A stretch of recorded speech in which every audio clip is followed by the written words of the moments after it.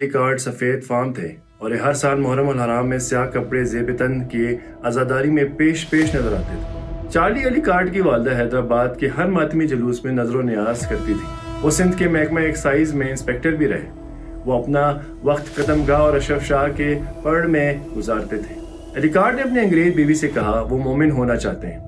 यकूम मुहर्रम को जब ये जुलूस रवानगी के लिए तैयार था तो अजीब इत्तेफाक ये हुआ कि चार्ली की वालदा की वफात हो गई। उनकी बीवी ने दूसरा रास्ता अख्तियार किया और वो बच्चों समेत इंग्लैंड चली गई, जहाँ से वो कभी भी चार्ली के लिए लौट कर नहीं आई। पाकिस्तान से कुछ अरसा कबल वो अजमेर शरीफ में ख्वाजा मोइनुद्दीन चिश्ती के दरगाह पर चले गए, जहाँ उन्होंने 6 माह तक मलंगों वाली ज़िंदगी गुजारी। मुहर्रम अल हराम के अलावा भी रोज़ाना यहाँ अकीदतमंद यहाँ आते हैं।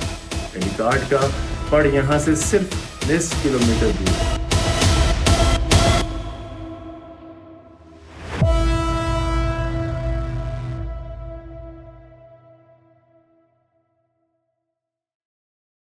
सुबह सिंध के ज़िला हैदराबाद में गुज़िश्ता 52 साल से मुहर्रम की 8 तारीख को अली कार्ड के नाम से भी एक मातमी जुलूस निकाला जाता है, लेकिन बहुत कम लोग जानते हैं कि अली कार्ड कौन थे और इनकी कहानी क्या है। हैदराबाद के चंद उम्र रसीदा लोग ये तो जानते हैं कि अली कार्ड सफ़ेद फार्म थे और ये हर साल मुहर्रम अल हराम में स्याह कपड़े ज़ेब तन किए आज़ादारी में पेश नज़र आते थे। बेली डांस के दिलदादा अली कार्ड अपने ड्राइवर की ज़बानी वाक़या करबला सुनकर ऐसे मुसलमान हुए कि उन्होंने घर बार और बीवी बच्चे सब कुछ छोड़ दिया और मरते दम तक गमे हुसैन को सीने से लगाए रखा। चार्ली अली कार्ड, जिन्होंने मुसलमान होने के बाद अपना नाम अली गौहर रखा, इनका जन्म कहाँ हुआ इसका कोई रिकॉर्ड मौजूद नहीं।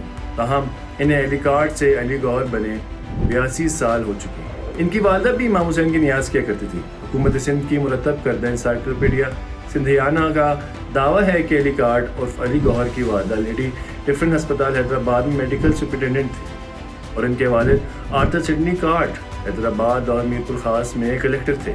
चार्ली अली कार्ड की वालदा हैदराबाद के हर मातमी जुलूस में नजर न्याज करती थी। अली कार्ड की वालदा के मुंशी मोहम्मद अली की बेगम से अच्छे मरासम थे। इनकी औलाद नहीं थी, तो एक बार जब अशरफ शाह के घर से जुलूस आ रहा था तो सबको दुआ मांगता हुआ देखकर उन्होंने भी दुआ मांगी और इसी साल उनके घर औलाद नरीना हुई। इंसाइक्लोपीडिया का कहना है कि डॉक्टर लेडी डिफरेंट मुहर्रम में अली कार्ड को स्याह कपड़े पहनाती थी। बाद में अली कार्ड ने इस्लाम कबूल किया और अपना नाम अली गौहर रखा।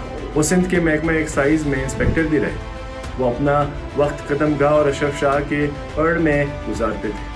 वो लंदन भी गए, जहाँ वालिद ने इनकी शादी कराई। इनकी एक बेटी और एक बेटा भी था। जामे पाकिस्तान के बाद उन्होंने वापस जाने से इनकार किया और यूँ माँ बेटा यहाँ मुकीम हो गए।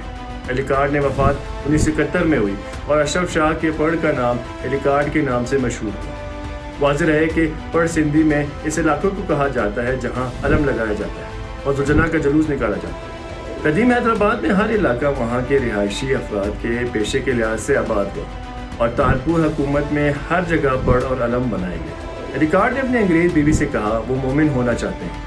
अली कार्ड के ड्राइवर का नाम अब्दुल गफूर चांडियो था और उनसे वाक़या करबला और हज़रत अली के हालात ज़िंदगी के बारे में सुनकर अली कार्ड को भी हुसैनी काफ़िले में शामिल होने का शौक़ हुआ। अब्दुल गफूर चांडियो के बेटे गुलाम कादिर चांडियो ने सन 2004 में बताया कि अली कार्ड ने इनको वालिद अब्दुल गफूर से कहा था कि वो भी मातमी जुलूस निकालना चाहते हैं, लेकिन अब्दुल गफूर चांडियो गुरेज करते रहे और कहते रहे कि इसके लिए बड़ी कुर्बानी देनी पड़ती है। बकौल गुलाम कादिर चार्ली अपने फैसले पर अटल रहे। आखिर अब्दुल गफूर ने चार्ली अली कार्ड की सरपरस्ती में मातमी जुलूस निकालने के लिए हामी भर ली, जिस पर चार्ली की खुशी की कोई इंतहा न रही।